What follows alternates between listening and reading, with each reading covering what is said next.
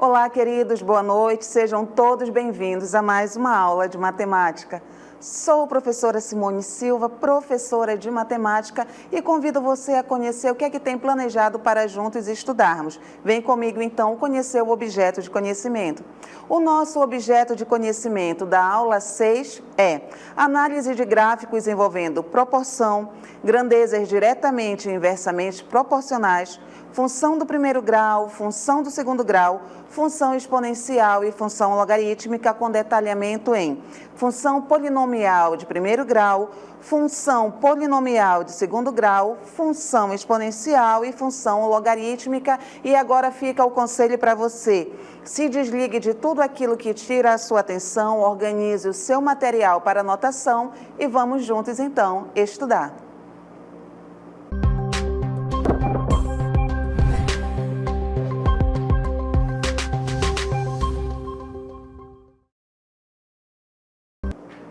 Então, vamos começar a estudar aí função, não é? Mas talvez você já tenha pensado, para que eu vou usar função? Não sei, nunca ouvi, nunca usei. Sim, você usa sim.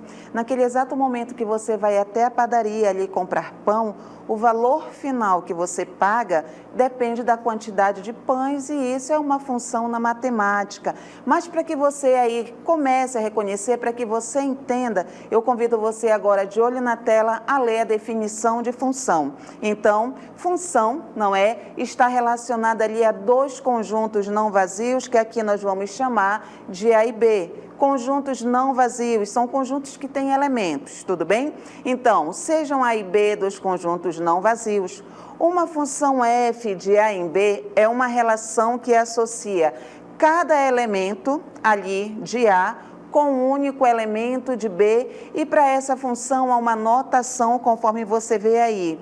A função de A em B, ou seja, os elementos do conjunto A, não é, irão se relacionar com os elementos do conjunto B e vale a pena dizer para você o seguinte, que todo elemento do conjunto A é chamado de X e todo elemento do conjunto B é chamado de Y. Ficou muito confuso para você? Aí essa questão de X, de A, de B, ficou estranho? Então agora vamos pegar um exemplo do nosso dia a dia dentro de uma sala de aula. Sabe quando você chega na sala de aula, não é? Que tem ali uma cadeira já esperando por você? O que acontece? Você só senta em uma cadeira, até porque mochila, caderno, caneta não senta. Então, cada aluno só ocupa uma única cadeira. Percebeu aí que um aluno vai se relacionar com uma única cadeira? É um exemplo prático aí de função no seu dia a dia, aluno. Quando chega ali na sala de aula, nada de ocupar duas cadeiras, ok? Para fazer valer aí a definição de função. Mas avançando no estudo aqui de função, tá? Quando nós temos aí esta relação, tá? Existe aí definições que nós devemos compreender, que nós precisamos saber, até para que a definição seja muito bem, né, definida aí. Quais são? Domínio, contradomínio e imagem de uma função, então acompanhando a leitura aí na sua tela, sejam A e B dois conjuntos e F uma função de A em B. Tem-se que domínio é o conjunto A, tá? É chamado de domínio da função. O domínio é indicado por DF. Para você entender melhor, imagine ali uma máquina de milkshake. Você vai colocar qualquer ingrediente na máquina para ter o milkshake? Não. Você precisa colocar ali, não é, ingredientes específicos. É a mesma coisa o domínio. O domínio vai ser a relação entre dois conjuntos. Agora, quem vai obedecer essa relação? Serão números específicos, tá? O próximo, contradomínio. O conjunto B é chamado de contradomínio da função f. O contradomínio é indicado por CD de f e também temos aí mais uma definição super importante que é a imagem. Ainda de olho na tela, tudo bem? Imagem, qual é a sua definição? Os elementos do conjunto B que foram relacionados na função f formam o conjunto imagem da função f. A imagem é indicada por imagem de f. Ficou meio confuso? Ficou meio embaraçado aí essa definição? Eu te convido agora ainda, de olho na tela, visualizar aí um diagrama para que domínio, contradomínio e imagem fique melhor aí definido para você, tudo bem? Então, acompanhe aí na tela. O que é que nós temos aí? Nós temos o conjunto A, tudo bem? E nós temos também o conjunto B. Perceba que elementos do conjunto A, que os elementos do conjunto A, conforme a gente vê aqui, eles estão se comunicando com elementos do conjunto B. Essa comunicação só é possível porque nós temos aqui uma função que vai de A em B, tudo bem? A função aqui vai sair de A e vai no B. Mas o que é que nós percebemos? Que todos os elementos de A estão atirando flecha lá para o conjunto B. Mas todos os elementos ali, não é, que formam o conjunto B, estão recebendo as flechas? Não, somente alguns. Tudo bem? Visualizamos isso. Agora vamos então aqui visualizar as definições. Domínio é formado por todos os elementos do conjunto A. O contradomínio é formado ali por todos os elementos do conjunto B. É o conjunto onde as flechas chegam. O domínio, pense que é o conjunto que vai atirar as flechas. O contradomínio é o conjunto onde as flechas vão chegar. Mas há elementos ali que recebem a flecha no contradomínio. Nem todos os elementos de B irão receber a flecha, ok? Só alguns. Esses alguns que recebem flechas são os que irão formar a imagem da função. Quer ver um exemplo? Imagine aí na sua sala de aula, não é? Chegou o início da aula, todos os alunos estão entrando. Imagine aí que na sua sala de aula há 30 carteiras e há exatamente 25 alunos. Tudo bem? 30 carteiras, 25 alunos. Todos os alunos irão sentar. Tranquilo? Todas as cadeiras foram ocupadas? Não, 5 cadeiras ficaram vazias ali. As 25 cadeiras que foram ocupadas formarão a imagem da função. Então, para você entender melhor, os alunos da sua turma que irão ali, os 25 alunos que irão chegar, formam o domínio. Cada um dos 25 alunos irá ocupar cadeiras. O conjunto das carteiras será ali quem? Contradomínio. E as cadeiras que serão ocupadas formarão ali a imagem da função, tudo bem? Mas quando nós estamos falando de função, nós temos que lembrar aí que existe representação das funções. Nem sempre vai vir só por diagrama. Nós podemos representar funções de 3 maneiras e aí de olho na tela também, aproveite para fazer todas as suas anotações. A primeira forma de representar função é através do diagrama de flechas, como nós já vimos, tudo bem? Então, vá acompanhando aí na tela para você fazer toda a anotação. A segunda forma de representar função é através de tabela. E a outra forma de representar função, ok? É através de quem? De gráfico. Então, aqui eu trouxe para vocês a representação de cada um, começando pelo diagrama de flechas. Qual vai ser a função, não é? De qual modo ali o conjunto A vai conversar com o conjunto B? Porque função é isso, é ali, digamos que uma máquina, um modo que vai fazer ali, que vai permitir os dois conjuntos envolvidos conversarem. Qual vai ser a função aqui? Vai ser f de x igual a 2x. Vale a pena lembrar que alguns livros de matemática, eles trazem f de x e também trazem y igual a 2x. Lembre, x vai ser todo número, todo elemento que morar no conjunto A. Y vai ser todo elemento que morar no conjunto B. Então, o conjunto A e B vai conversar através dessa função. Tudo bem? Todo mundo do A, cada elemento do A, vai ser multiplicado por 2, que é para saber com quem ele vai, não é, se relacionar lá no conjunto B. Então, começando aqui, para nós trabalharmos com o diagrama de flechas, 2 vezes o primeiro elemento de A que você visualiza dentro aí do primeiro diagrama, quem é? Menos 1. 2 vezes menos 1, nós vamos ter menos 2. Então, o menos 1 vai ali enviar a flecha para o menos 2. Agora vem o próximo elemento de A, que é quem? 0. 2 vezes 0, 0. Então, o 0 vai se relacionar ali com o 0. E agora o último elemento ali no conjunto A, que é o 1. 2 vezes 1, 2. O 1 ali vai enviar flecha para o 2. Aproveitando o diagrama de flechas, vamos aqui relembrar domínio, contradomínio e imagem. Qual o conjunto que enviou ali as flechas? O conjunto A. Então, quem vai ser o domínio desta função que eu vou colocar aqui para vocês? O domínio da função será formado ali por todos os elementos que fazem parte do A, que será menos 1, 0 e 1.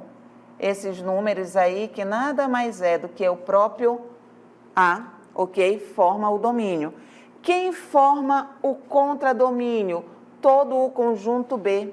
Todos esses números aqui, até quem não recebeu a flecha, todos eles formam quem? O contradomínio. Mas perceba que dentro do conjunto B, há 3 números específicos que receberam flecha. Menos 2, 0 e 2. Então, menos 2, 0 e 2 formarão ali a imagem. A próxima forma de representação é a tabela. E eu coloquei aqui para vocês uma coluna para o x, aqui é a função no meio, para nós determinarmos juntos aí o valor do y. Quando é menos 1, eu vou multiplicar 2 por menos 1. Vai dar menos 2. Nós já vimos aqui no diagrama. 2 vezes 0, 0. Aqui, 2 vezes 1, que é o valor do x. Perceba que o valor do x vai ser multiplicado por 2 e nós vamos ter 2. Já vimos diagrama, tabela, chegamos agora na representação gráfica de uma função. Perceba que, quando nós vamos trabalhar com gráfico, nós precisamos marcar ali os pontos, tudo bem? Quem vai formar esses pontos será valores de x primeiramente e depois y. Agora, vem aqui me ajudar a formar esses pontos. Preste atenção. Quando o x teve valor de menos 1, qual foi o valor encontrado para o y? Menos 2. Então, menos 1 vai conversar com menos 2. Qual é o próximo? 0 vai conversar com quem? Com 0. É ali a origem. Então, 0 vai conversar com 0, bem aqui no centro. E o próximo, quando o x foi 1, o y foi 2. Então, 1 ali se relacionou com quem? Com 2. Pronto. Nós tivemos aqui ó, a representação gráfica, não é, das funções. Mas vale a pena, tá? Lembrar o seguinte, dizer para vocês o seguinte, que função pode ser também, não é, considerada aí como uma função afim, mas existem aí algumas, não é, prioridades, algumas exigências para que uma função passe a ser considerada como uma função afim. Então, de olho na tela, vamos ver quais são essas prioridades, quais são essas exigências. Acompanhe aí a leitura. Uma aplicação dos reais nos reais recebe o nome de função afim, tudo bem? Quando a cada x pertencente aos reais, e vale lembrar, quais são os números reais? São todos os números que você conhece até então. Número positivo, número negativo, zero, fração, tudo bem? Então, voltando, uma aplicação, uma função que sai dos reais nos reais, vai ser considerada, vai ser classificada como uma função afim, quando a cada x pertencente a um número real, não é? For associado sempre, tudo bem? A quem? A um elemento que vai obedecer ali a uma lei de formação também pertencente aos reais, onde obrigatoriamente o A tem que ser diferente de 0 e B são números quaisquer reais que serão dados. Ficou difícil? Vou traduzir para você. Quando você tem uma função afim? Quando ela tiver este formato aqui. Quando ela tiver essa escrita, esta notação. F de x é igual a x mais b. Entenda que ax é a multiplicado por x mais b e obrigatoriamente, para essa função aí ser afim, o a tem que ser diferente de zero. Essa fogueirinha que você vê aí entre o a e o zero é diferente, tudo bem? Então, daqui para frente, você topou com esta escrita, você já sabe que é uma função afim, mas para ficar melhor para você, vamos a alguns exemplos aí, ó. Primeiro exemplo, y é igual a 4x mais 12. Vamos organizar aqui. O y, lembra da notação? É igual a x mais b. Quem faz o papel de A? O 4. Quem faz o papel de B? O 12. Viu? Nem sempre você vai encontrar a função afim escrita desta forma ou desta forma aqui, que a gente diz que é a forma genérica, não é? Nem sempre você vai se deparar com quem? Você vai se deparar aí com a função afim escrita usando números como nós estamos vendo aqui. O próximo exemplo, y é igual a menos 6x mais 11, onde o a é menos 6, o b é 11, o c, 9/7 de x menos 1, e o y é igual a x. Ei, mas aqui pode ser assim? Pode vir apenas o x? Pode. Quando acontece isso, o a é 1 e o b é 0. Uma outra pergunta que você talvez esteja se fazendo, o a pode ser fração? Pode. Lembre que tanto o A quanto o B, eles são números reais. Então, aí nós vamos ter o quê? Nós vamos ter fração, número negativo e por aí vai. Mas aqui eu tenho uma observação a fazer para os senhores, tudo bem? O A na função afim, quando nós temos y igual a ax mais b, o a, ele é denominado coeficiente angular. E o coeficiente b aí da função, ele é denominado de função linear. Tudo bem? Avançando então, chegamos agora aí, tá? Ah, mas é uma informação de função afim que é sobre quê? Sobre gráfico. Tanto a função afim como outra função que veremos em breve, ela tem sim uma representação gráfica. Mas o que é importante lembrar, quando se fala em gráfico, é preciso se ter ali, não é, pares ordenados para poder marcar, para identificar o ponto. Porque quando nós vamos marcar o gráfico, nós precisamos marcar pontos.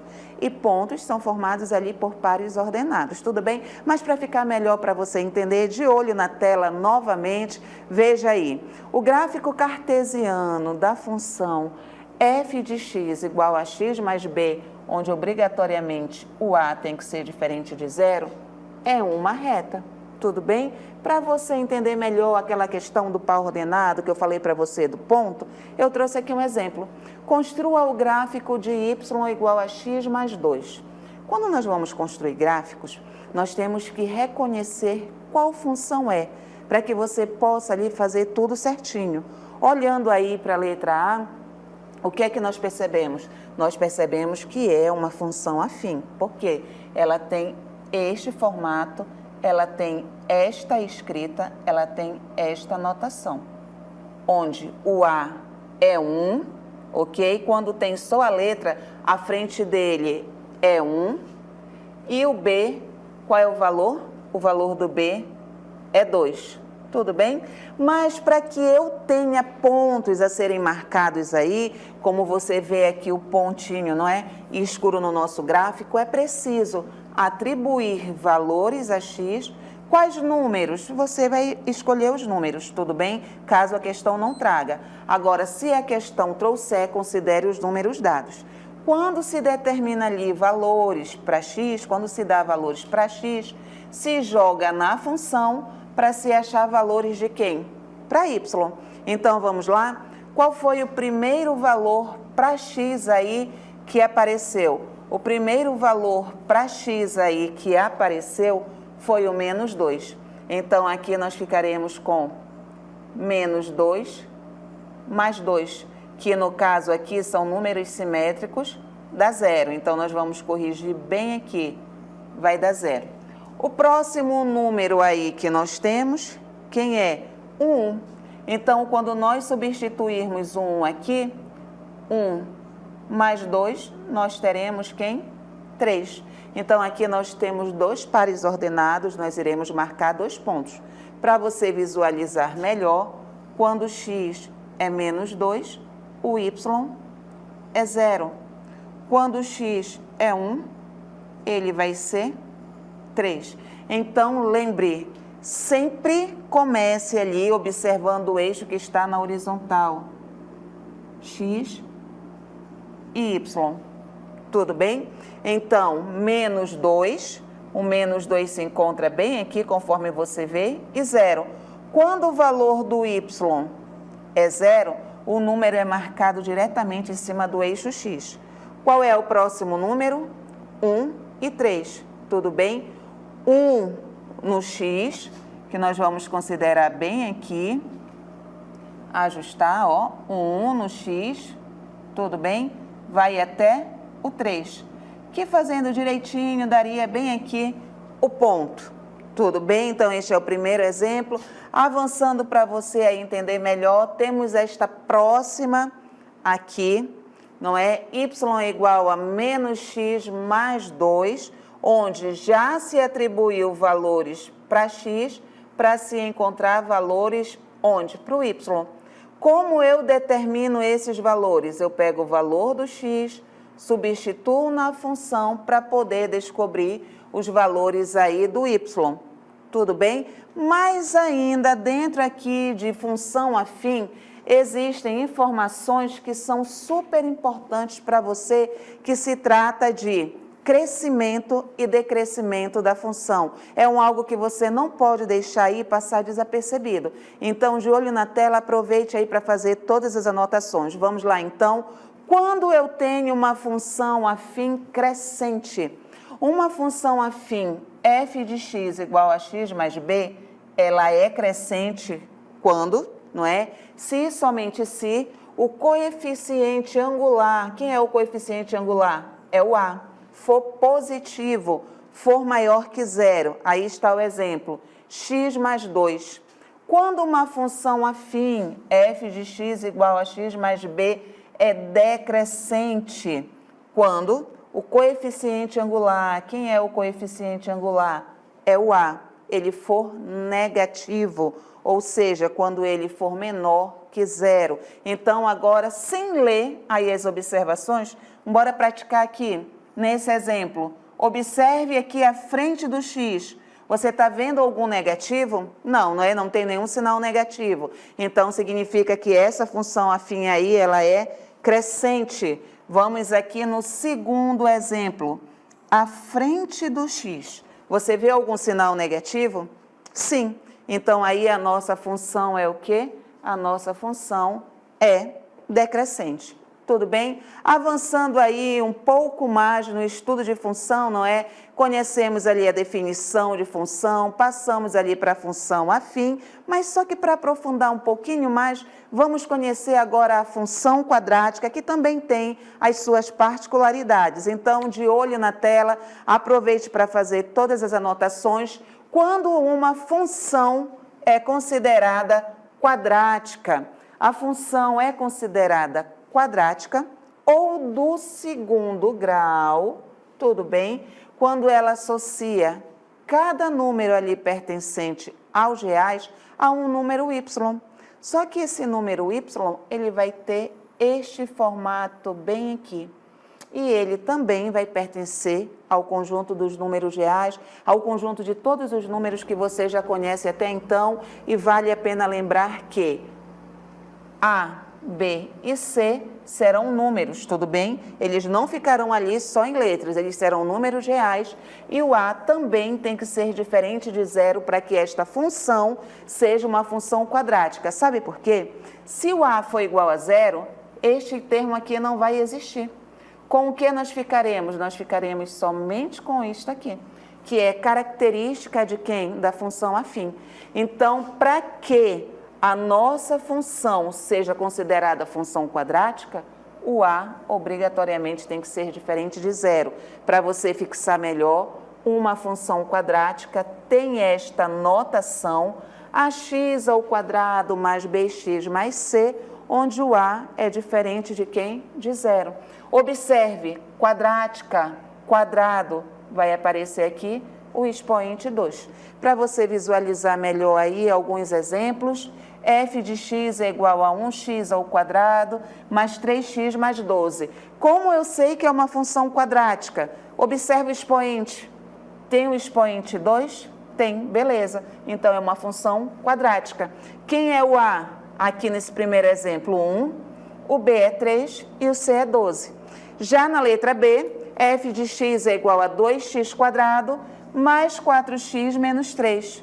E na letra C, a nossa função quadrática é menos 3x² mais 5x menos 1. Mas avançando um pouco mais aí no estudo da função quadrática, vamos agora então conhecer o seu gráfico, certo? Assim como na função afim, nós vimos ali a representação gráfica, a função quadrática também possui. Então vamos lá verificar de olho na tela mais uma vez, anote tudo, ok? O gráfico da função quadrática é uma parábola, algo que você já deve ter visto aí até mesmo em alguns lançamentos de bola, algo nesse formato. Mas observação, tudo bem? A parábola representativa da função quadrática pode ter a concavidade voltada para cima ou voltada para baixo. Quem é que vai determinar isso? Vai ser o A, que está presente ali na anotação, ali na escrita.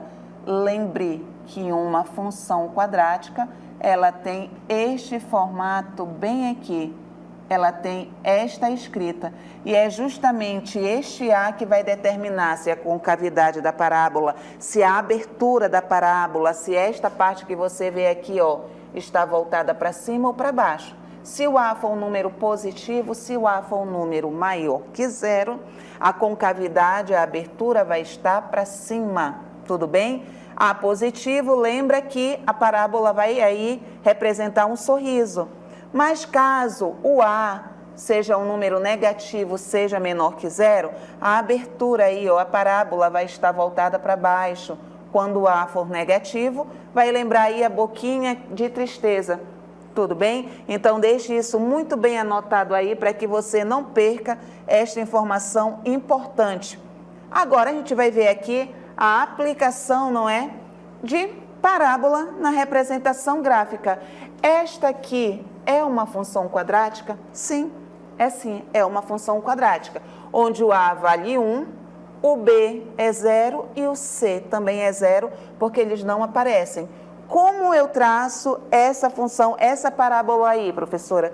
Você vai atribuir valores para x, você vai escolher números ali para o x, vai substituir na função para achar quem? Valores para y. Então, 0 ao quadrado, 0. 1 ao quadrado, 1. 2 ao quadrado, 4. Menos 1 ao quadrado, 1. Menos 2 ao quadrado, 4. Você achou ali os valores, tá? De x e y, você vem marcando os pontos, todos aí, ó. O 0, 0 já está aí, depois você vem no ponto 1 e 1, conforme você vê, o 1 vai no 1, o 2 vai no 4 e assim vai embora. E o que acontece? Você vai interligar esses pontos aí, vai formar a sua parábola, mas aí mais um exemplo para você verificar. Esta aqui também é uma função quadrática, onde o A é menos 1, o B é 2, mas o C não existe.